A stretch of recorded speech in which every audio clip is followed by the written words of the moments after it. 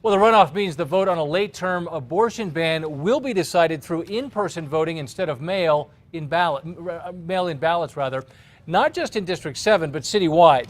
But today, the Attorney General warned the expensive citywide election concerns an abortion ban that has yet to pass legal muster. News 13's Lizzie Mitri has more on that story. Dean, the Attorney General says an abortion ban is unenforceable and unconstitutional.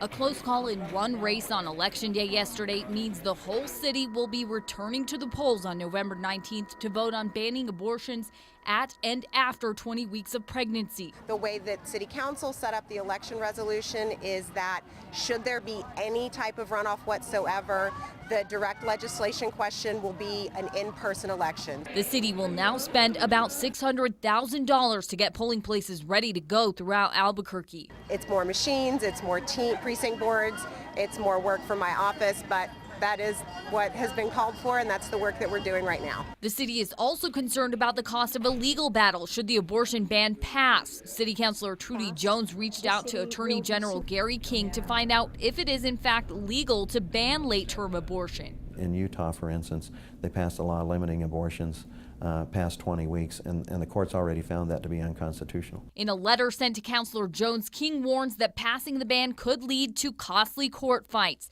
He says within the last few months alone, federal courts have struck down similar abortion bans in Idaho, Arizona, Arkansas, and North Dakota, all because of the 1973 U.S. Supreme Court's Roe v. Wade decision.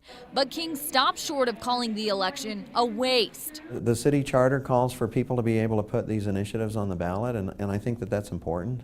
But I think that that the voters, should they vote on it, should be aware that if it's passed, it will likely lead to litigation for the city. The decision King referenced earlier to strike down Utah's abortion ban is relevant because that came down in the 10th Circuit Court of Appeals, the same court which governs federal cases that come out of New Mexico. Dean, back to you. Lizzie, thank you. Backers of the late-term abortion ban submitted more than 27,000 signatures. That's more than twice the 12,000 needed to get that proposal on the ballot.